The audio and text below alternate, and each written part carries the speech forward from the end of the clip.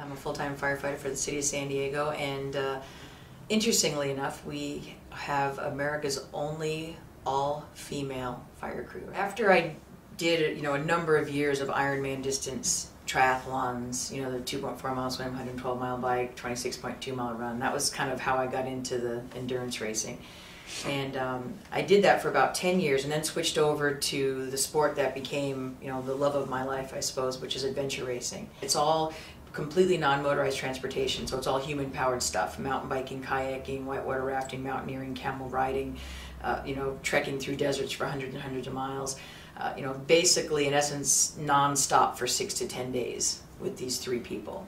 And it really is, it's not only an adventure into the most extreme ultra-endurance races that you can do, it's also an adventure in teamwork and leadership and creating synergy and making you a better human being. So I loved that combination of it, not just being about, how fast you were, but being about how well you could build your team.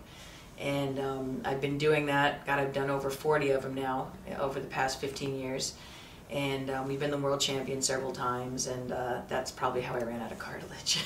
I discovered that I had stage 4 osteoarthritis in both of my hips, which was a complete shock to me. I thought I had just pulled a hip flexor or something. And it took a few weeks for me to wrap my brain around the fact that I was this perfectly healthy athlete to all of a sudden being somebody who was having a hip replacement, or a hip resurfacing.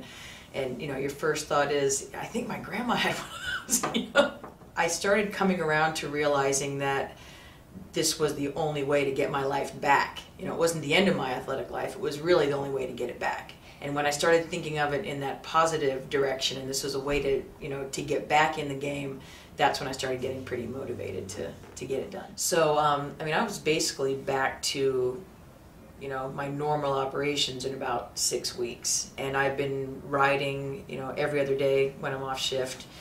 When I'm on shift at the station, I have a dryland kayak that I paddle. I do the stair climber. I'm able to basically do sets of stairs, running up and down sets of stadium stairs. And I'm about almost 5.5 months out right now, and I just started running.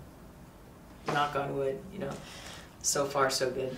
In a way, it's not the end of the world, it's not something far worse, and it is something today with doctors like Dr. Schmalzried, it is something that can be fixed.